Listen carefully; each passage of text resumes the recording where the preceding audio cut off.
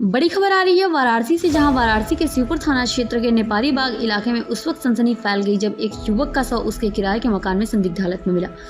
मृतक की पहचान 35 वर्षीय विकास वर्मा के रूप में हुई है।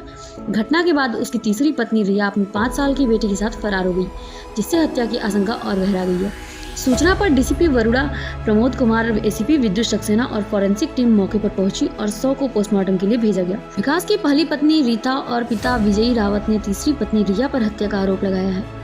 बताया गया है कि पति पत्नी के बीच अक्सर झगड़ा होता रहता था। मकान मालिक के मुताबिक रात में दोनों के बीच घासनी हुई थी और सुबह जब दरवाजा नहीं खुला तो विकास का शव कमरे में पड़ा मिला। पुलिस को शरीर पर कोई भारी चोट नहीं दिखी, लेकिन सिर पर हल्की चोट के निशान पाए गए हैं। फिलहाल पुलिस रिया की तलाश कर रही है और मौत की असली वजह पोस्टमार्टम के बाद साफ हो सकेगी। देखिए, थाना शिवपुर क्षेत्र में नेपाली बाग एक एरिया है जहाँ पे सूचना प्राप्त हुई थी लगभग 9:30-10 बजे के आसपास कि एक युवक है जिनका नाम विकास है। मूलतः वो जौनपुर के रहने वाले यहाँ पे किराए पे रहते थे और किराएदार जो उनके मकान मालिक हैं उनके द्वारा सूचना मिली थी कि उनका शव जो है ऊपर जहाँ पे किराए पे रहते हैं वहाँ पड़ा पाया गया है। तत्काल मौके पे थाना पुलिस गई है, हम लोगों की फॉरेंसिक टीम है वो भी पहुँची है और जो पूछताछ करने पे जो आसपास के लोगों में उनके घरवालों को भी बुलाया गया। जो पता चला है कि ये विकास जो है एक महिला है रिया करके उनके साथ रहते थे, उनकी एक पुत्री थी 10 वर्षीय, वो मौके पे नहीं मिली है और जो किराएदार जो मकान मालिक हैं उन्होंने भी बताया कि रात में इनका लड़ाई झगड़ा अपनी वाइफ से जो महिला इनके साथ में हुआ था। और डिटेल में पूछताछ करने में पता चला है कि इनकी एक पहले भी शादी हो रखी थी, जो उनके साथ 3 बच्चे भी हैं।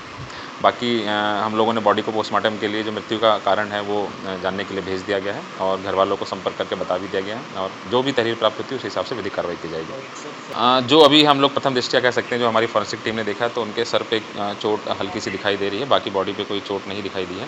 फिर भी मृत्यु का कारण जानने के लिए हम लोग पोस्टमार्टम की रिपोर्ट का वेट करेंगे।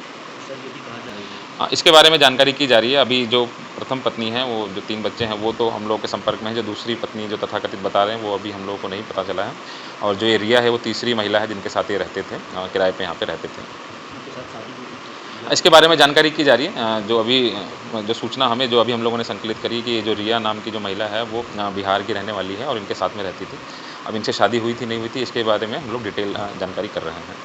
मेरे पति का हत्या हुआ है इसलिए आए। फिर कौन हत्या किया है? कहाँ प्रिया पे शर्मा और कहाँ पे रहते थे? शिवपुर जी। हमारे ननद के आदमी रहते थे यहाँ पर, उन्हीं को उनका जो दूसरी पत्नी है वही मारकर चली गई है। और दूसरी पत्नी कौन है, कहाँ की है? आप लोग चकिया चंदौली की रहने वाली है, रिया शर्मा नाम है और उसके पिता का नाम है पखंडी शर्मा और उसके एक बेटी भी है, उसका नाम है दिव्यांशी शर्मा।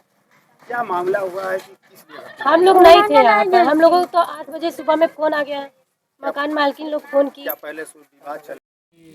क्या मामला है, किस लिए आप लोग आए यहाँ पे? हमको खबर मिला है तब यहाँ वहाँ हम लोग जहाँ है रहते हैं वहाँ फ़ोन गए थे। ये रूम का मालिक जो है फ़ोन किए कि आप आए हैं यहाँ पे, आप लोग हैं ना, विकास नहीं है, आपका बेटा ख़त्म हो गया।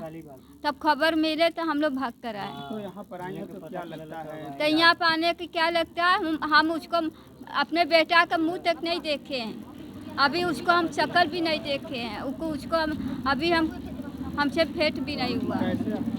अब रूम पर सुतावल गए थे, हम रूम पर हमको क्यों दिखाए नहीं। फिर उसको के साथ रात में क्या हुआ क्या नहीं, और दूसर की उसको मार के ख़त्म कर, मार के हमारे बेटा को मार के वो भाग गई। कितने दिन से यहाँ रहते थे? यहाँ अब उसको 2 साल की साल भर से यहाँ रहती, 3 साल 3 महीना से ही रूम पर लेकर रहते। बड़ी बहू आपकी कहाँ थी? बड़ी बहू मायके रहती, उसको भी खर्चा नहीं, उसका खर्चा हम देखते थे। हम कितना देखे, हम कितना खर्चा, ये दूसरी की औरत जो है उसको हमारे पहल की बहू को खर्चा नहीं देवाती थी।